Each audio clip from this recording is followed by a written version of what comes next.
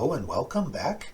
This next video on electric uke playing is the last at level 2 of Riffs, and it's about Kashmir by Led Zeppelin.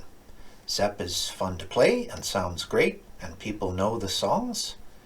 Kashmir is trickier because, like a typewriter, you hunt and peck when you start out, and then you learn keyboard fingering.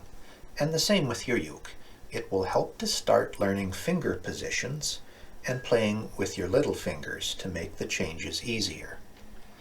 I'm not a professional, and I'm probably guilty of teaching you bad habits sometimes, but my defense is that I think it's better for you to learn confidence and to make it fun first. But there is a time when we should start doing it right, or righter. We're again playing this song an octave too high, so we'll cheat like mad as usual with effects, but it'll sound great. Tune your uke and let's play.